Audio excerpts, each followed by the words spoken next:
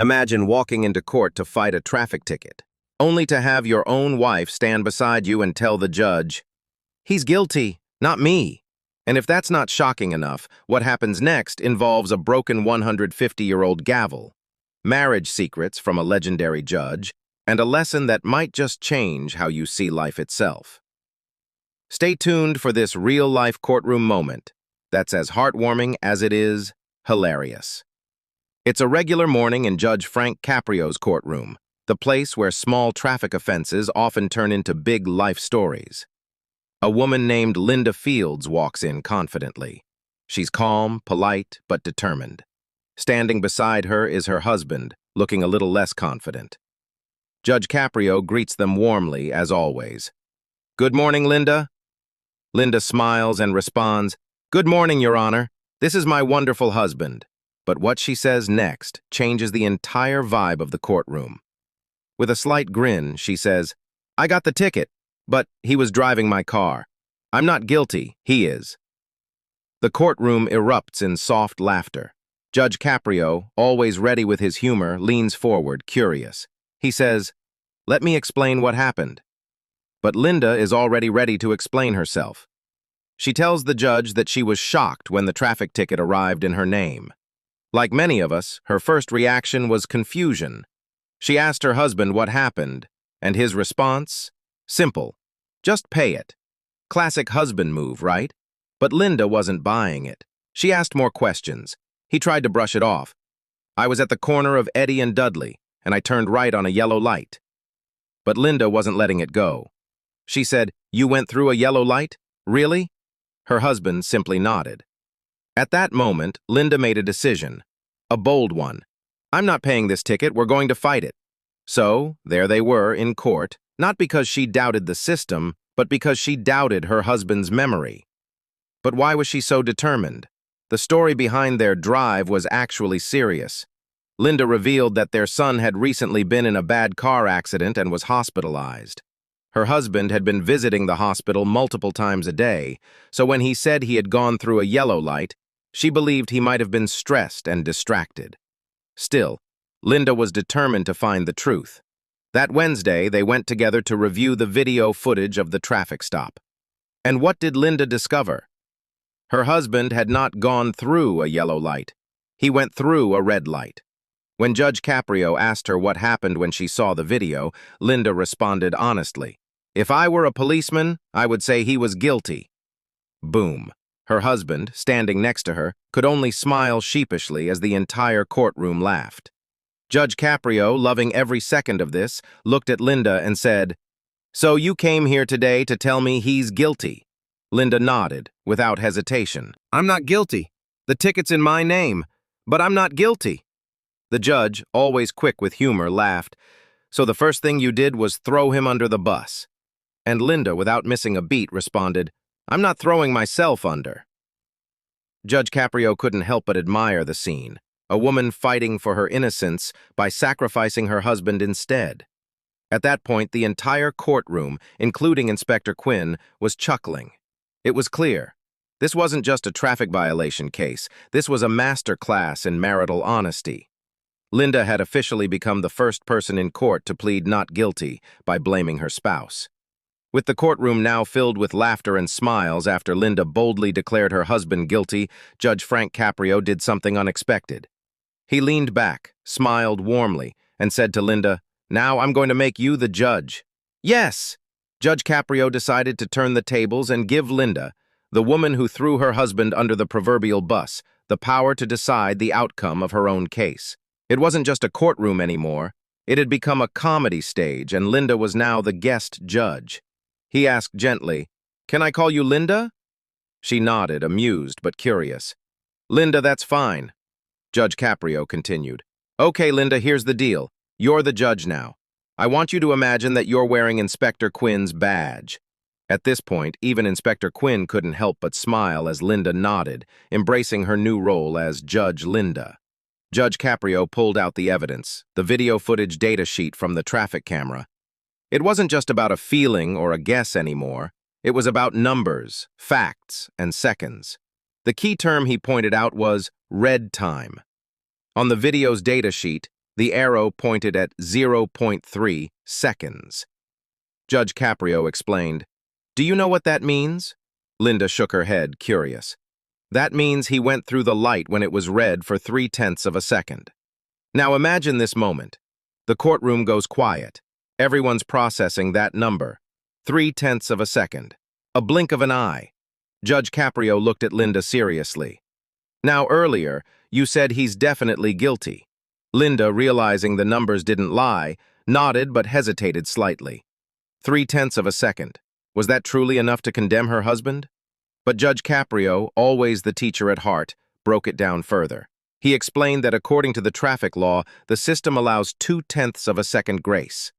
If a driver crosses within that time, they're not charged.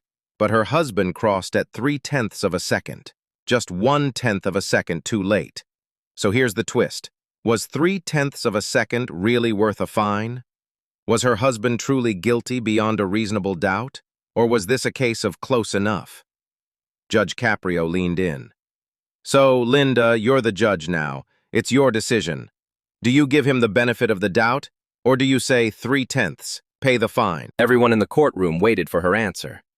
Linda smiled softly, perhaps remembering those 43 years of marriage, and said something unexpected.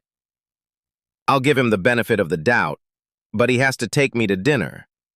The entire courtroom erupted in laughter. Even Judge Caprio chuckled. Her husband quickly agreed. "I have to agree with her, Your Honor." But Judge Caprio wasn't done teaching yet. He shared his own perspective. He explained that unless the city came in and proved the calibration of the traffic camera, he typically gave drivers the benefit of the doubt in cases where the violation was so close to the margin. After all, a difference of 1/10 of a second wasn't significant enough to confidently declare guilt. Then came the punchline everyone was waiting for. "You don't have to take me to dinner." The courtroom burst into laughter again. Finally, Judge Caprio summed it all up with his trademark warmth and humor. "I've been happily married for 5 years, but we've been married 50. The secret? 2 words every husband must learn. Yes, dear." The room echoed with applause and laughter. Linda's husband had found the secret to a successful marriage, not winning arguments but agreeing at the right moment. And with that, Judge Caprio dismissed the case. But the story wasn't over yet. Another unusual twist was just around the corner.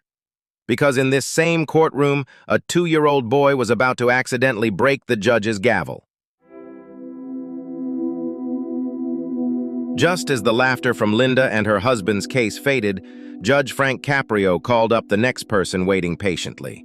This time, it was a young father named Sergio de Souza. But Sergio wasn't alone. Walking beside him, holding tightly to his hand, was his little son, a tiny, adorable boy just 2.5 years old. As the pair approached the bench, Judge Caprio's face lit up with his usual warm smile. "Who's this, your boy here with you?" he asked. Proudly, Sergio introduced his little troublemaker. "This is my son. He's 2.5. The entire courtroom couldn't help but smile, seeing the innocent little child standing there in the middle of a courtroom, probably wondering what all the adults were laughing about earlier. Curious, Judge Caprio leaned forward and asked, "What's the little guy's name?" Sergio chuckled softly and said, "Scavin." Then, doing something that melted every heart in the courtroom, Judge Caprio picked up his official courtroom gavel and handed it directly to little Scavin. "Give him the gavel," he said. "Here, let him play with that. Look, he gave you something." Now imagine this, the judge of the courtroom in the middle of real legal proceedings, handing over his wooden gavel to a tiny child. Scavin, excited and curious, grabbed the gavel eagerly. His eyes sparkled as he clutched it in his tiny hands, but within seconds there was a crack. Judge Caprio suddenly looked down at his now damaged gavel and said with mock seriousness, "You've been here 2 hours already. Your son's breaking our gavel." The courtroom burst out laughing once again. Judge Caprio, smiling but pretending to be strict, said, "That's going to cost you $50. I've had that gavel for 150 years, and he had it for 2 seconds and broke it. Everyone was in stitches. Even Sergio couldn't stop laughing as his son innocently continued playing with the now wobbly gavel. Judge Caprio, always quick with a joke, added, "Just let him go. Let him go."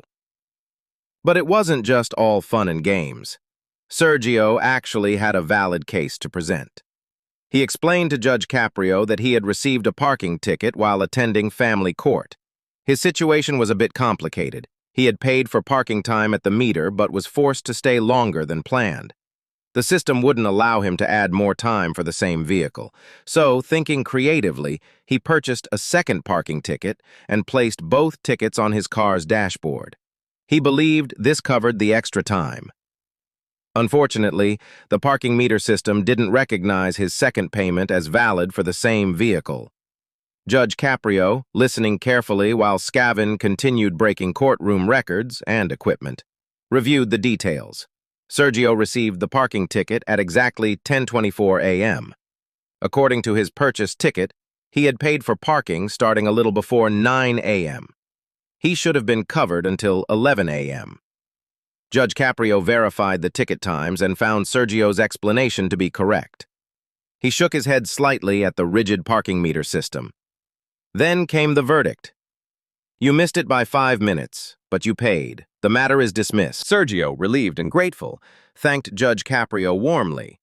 But before he could leave, Judge Caprio leaned forward with a grin and said, "I want the gavel back." The entire courtroom laughed again as little Scavin held onto the gavel tightly, as if he had just found his favorite new toy. "No, you can't bring it with you. No, no, no," Judge Caprio said playfully, as the father gently retrieved the courtroom souvenir from his son's tiny hands. As Sergio walked out of the courtroom, child in one hand and broken gavel in the other, everyone knew they had just witnessed one of the cutest courtroom moments ever. And with that, Judge Caprio had handled yet another unusual case, not just involving legal disputes, but childhood curiosity and a bit of courtroom chaos. Just as the laughter from the broken gavel settled down, Judge Frank Caprio leaned back in his chair, smiling. The courtroom was still buzzing from the adorable chaos caused by little Scavin, but now, Judge Caprio decided it was time to share something personal, something that every couple in the room and everyone watching online would remember. Turning back to Linda and her husband, who were still standing nearby, Judge Caprio asked, "Now, how long have you two been married?" Linda answered with pride, "We've been happily married for 43 years. The courtroom responded with an appreciative murmur. Even in today's world, 43 years of marriage sounded like a rare achievement. Judge Caprio chuckled and shared a little secret from his own life. "You know, my wife and I meet people, and they usually ask us, 'How long have you been married?' Pausing for effect, he continued, 'I tell them, we've been happily married for 5 years. The courtroom fell silent for a moment, confused, until Judge Caprio followed up with his punchline. "Now, my wife looks much younger than I do, so they usually ask, 'Is she your second or third wife?' And I say, 'Oh no, we've been married 50 years, but we've been happily married for 5. The entire courtroom erupted in laughter. Even Linda and her husband couldn't stop giggling at the witty confession. But Judge Caprio wasn't done yet. He leaned forward slightly, as if about to share the ultimate courtroom secret. "Now, do you know what the secret to a long and successful marriage is?" he asked. The audience leaned in. It's not active listening. It's not meaningful walks on the beach. It's not mastering the Kama Sutra. The courtroom laughed again at the unexpected twist. Then came Judge Caprio's golden advice, the kind that could save husbands everywhere from countless arguments. It's actually much simpler than that. It's 2 simple words. Everyone waited. He smiled softly and said, "Yes, dear." Laughter roared through the courtroom again. "Those are the 2 most important words every husband needs to learn." Turning towards Linda's husband, Judge Caprio said with grin, "Repeat that phrase every time she stops talking, and you're good to go." Linda's husband nodded playfully and replied, "Yes, dear." Judge Caprio laughed along and added, "Pro tip, no charge." At that moment, it wasn't just a courtroom anymore. It felt like a family gathering. Everyone, from the defendants to the spectators, felt connected, not by legal troubles, but by the shared humor and warmth that Judge Caprio brought into that space. This simple moment reminded everyone watching that behind every traffic ticket, every courtroom appearance, there's a human story. And sometimes those stories are about love, laughter, and learning to say, "Yes, dear," at just the right moment. Judge Caprio's light-hearted yet honest reflections showed why millions admire him, not just as a judge, but as a person who brings humanity into the often cold world of legal proceedings. With his usual charm, Judge Caprio wrapped up the case with a wink and a smile, letting Linda's husband off the hook not just legally, but emotionally too. But the courtroom wasn't closed yet. There was still one last piece of wisdom and one final smile to come. As the laughter from Judge Caprio's marriage advice faded, the courtroom found itself back in session, but not in the traditional sense. Something had shifted. The people in the room weren't just defendants or spectators anymore. They were part of a shared human experience, led by a judge who understood that life isn't just about rules. It's about relationships. But the day wasn't over yet. A man named Sergio D'Souza stepped forward next, with his 2.5-year-old son, little Scavin, by his side. Sergio, like many others that morning, had a simple traffic ticket, just $25. Yet, as Judge Caprio pointed out, he had already spent 2 hours waiting in court. Time, after all, is sometimes more expensive than fines. What made Sergio's situation different, however, was the little boy in his arms. Scavin was curious, full of energy, and absolutely unaware that he was in a courtroom. In fact, when Judge Caprio handed him the court's gavel, that same gavel Judge Caprio claimed had lasted 150 years, the little boy wasted no time in breaking it. Laughter filled the courtroom yet again. "Judge, I've had that gavel for 150 years, Caprio said jokingly. "He's had it about 2 seconds and broke it." Sergio tried to explain his parking ticket while juggling his toddler, literally. Judge Caprio, watching the scene, realized something simple but powerful. Sometimes, life's small challenges, like a parking ticket, pale in comparison to real life. Fatherhood, family struggles, and everyday chaos are what people actually live with. Looking through Sergio's papers, Judge Caprio saw that the young father had genuinely tried to follow the parking rules. He had paid for parking at 2 meters, but had gotten confused about the system's restrictions. Rather than seeing this as an offense, Judge Caprio saw it as an honest mistake. His verdict? "You missed by 5 minutes. The matter is dismissed." But even after clearing Sergio's ticket, Judge Caprio wasn't done sharing wisdom. Turning to Scavin, who was still joyfully swinging the broken gavel, he said, "I want the gavel back." The courtroom once again erupted in laughter. Even Sergio, who had come in worried about a fine, left with a smile he likely hadn't expected that morning.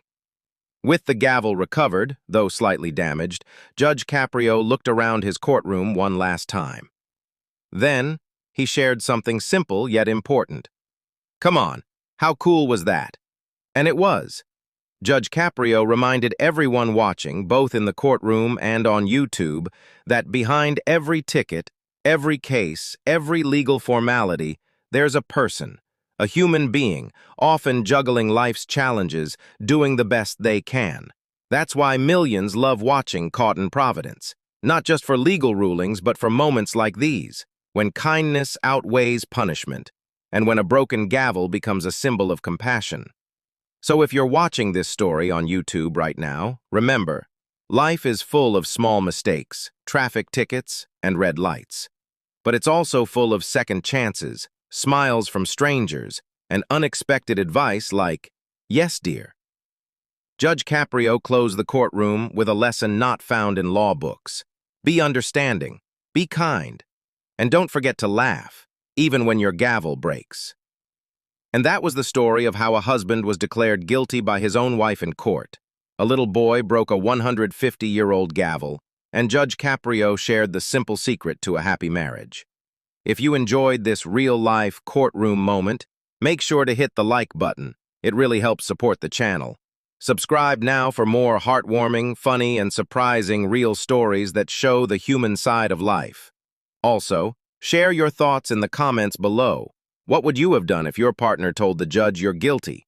And don't forget to turn on notifications so you never miss a new story. Thanks for watching.